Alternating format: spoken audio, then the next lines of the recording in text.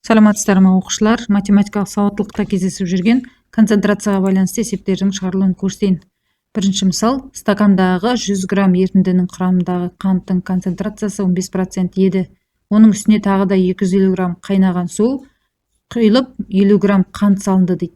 Пайда болгон эритинденин курамындагы канттын концентрациясын табыңдар дейт. Енді есеп чыгаруу үчүн мындай тыстар дайындап коюп, яғни стакандын ичинде эритинденин массасы 100 грамм, және оның құрамындағы ерітіндінің тұздың қанттың мөлшері 15% қант. Енді осыған 250 грамм қайнаған су құйылады, 100% су құйылады. Және 50 грамм қант қосылады. Сонда пайда болған соңғы мына ерітіндінің құрамындағы қанттың мөлшерін тап дейді. Қанттың мөлшері x% бізде белгісіз қант. Енді мына жер бізде мына үшеуінің қосындысы 400 болады екен. Енді теңдеу құру үшін біз қантқа байланысты теңдеу құрайық, яғни мынаны аламыз, және мынаны аламыз. Теңдеу мына түрде болады. Сонда 100 көбейтілген 15 плюс 50 көбейтілген 100 тең 400 көбейтілген x болады. Теңдіктің екі жағын 100-ге бөліп жіберсем, бізде мынадай теңдеу шығады. 15 қосылған 50 тең 4x деген теңдеу шығады. Бұдан 4x тең болады. Мына екеуінің қосындысы 65. X-ті табу үшін 65-ті 4-ке бөлсем, x-тің мәні 16,25%. Яғни пайда болған ерітіндіде қанттың мөлшері 16,25% болады екен. 10%-тік 800 грамм тұз қоспасынан 25%-тік тұз концентрациясын алу үшін осы қоспаға неше грамм тұз қосу керек дейді. Так, бізде бірінші 800 грамм тұз қоспасы, оның құрамындағы 10% тұз бар. Енді осы қоспасынан дейді, 25%-тік тұз концентрациясын алу үшін дейді, мына шыққан соңғы неде 25% тұз болу үшін дейді, осы қоспаға неше грамм тұз қосу керек дейді. Қанша грамм, яғни тек қана тұз қосу керек, 100% тұз қосу керек. Қосқанда бізде мына жердегі енді мына екеуінің қосындысы бізде 800 қосылған x болады. Так, енді есепті шығару үшін тұзға байланысты теңдеу құратын болсам, ұзақ теңдеу кетеді. Сондықтан мына ерітіндінің мына жағы басқа зат қой, тек қана тұз емес қой. Мына жағы енді 10 болса, мына жағы 90% болады ғой.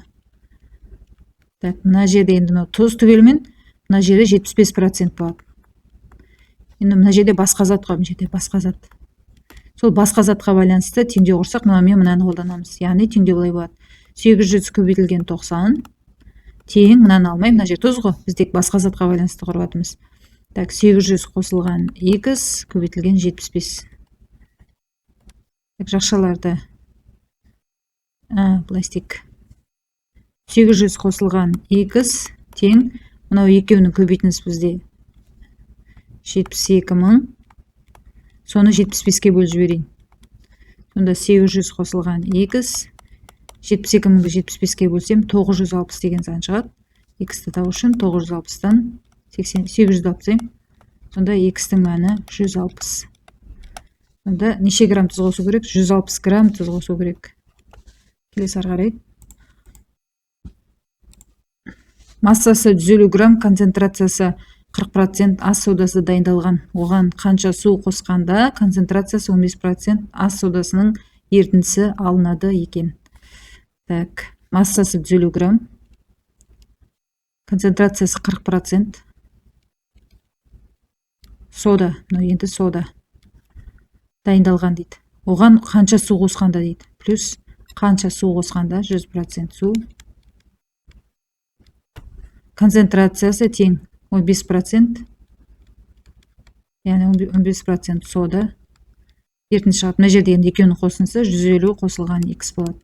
Енді бізге содаға байланысты теңдеу құратын болсақ, мына екеуін ғана қолданамыз. Сонда теңдеу 150 көбейтілген 40 тең 150 қосылған x көбейтілген 15 деген теңдеу шығады. Теңдіктің екі жағын 15-ке қысқартып жіберсем, мына жерде 400 болады тең 150 қосылған x. X-ті табу үшін 400-ден 150-ді алып тастай қоямын.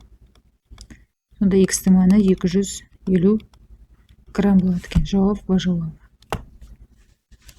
Келесі ары қарай. терезенің алдында тұрған судың салмағы 180 грамм, ал құрамындағы тұздың концентрациясы 15% еді. Бірнеше күннен кейін 60 грамм су буланып кетті. Қалған тұзды судың құрамындағы концентрациясын тап дейді. Тұзды судың концентрациясын тап дейді. Так, терезенің алдында тұрған су 180 грамм. Құрамындағы тұздың концентрациясы бұл жерде 15% тұз бар екен. Тұз бар. Енді бірнеше күннен кейін 60 грамм су буланып кетті. Буланды десе алынған 60 грамм, яғни 100% су дейін. Буланған кезде қалған тұзды судың құрамындағы концентрация, енді 180-нен 60 алсам менде 120. Мына жерде шыққан, пайда болған қалған ненің ерітіндінің концентрациясы тау керек. Мынау бізде тұз. Енді тұзға байланысты теңдеу құрсам, екеуін ғана қолданамын. Яғни 180 көбейтілген 15 тең 120 көбейтілген x деп. Так, нөлдерін қысқартып жіберсем, менде 12x тең 18 көбейтілген 15 деген теңдеу шығады.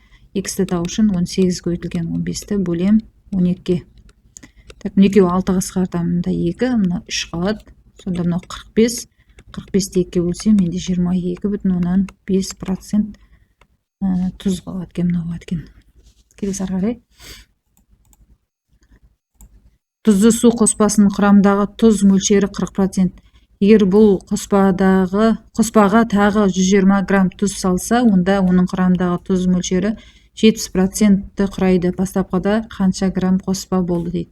Бастапқы ненің белгісіз граммы және оның 40% тұз. Оған тағы да 120 грамм тұз салынды, плюс 120 грамм, яғни 100% тұз салынады. Сонда шыққан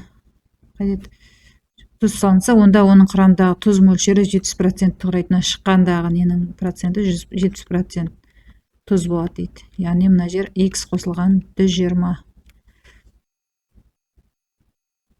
Так, мына жерде тұзға байланысты шығарып көрейік бұнда да. Тұзға байланысты.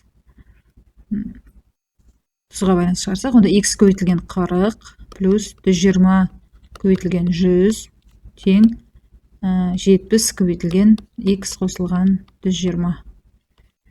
Так, нөлдерін қысқартып жіберейін.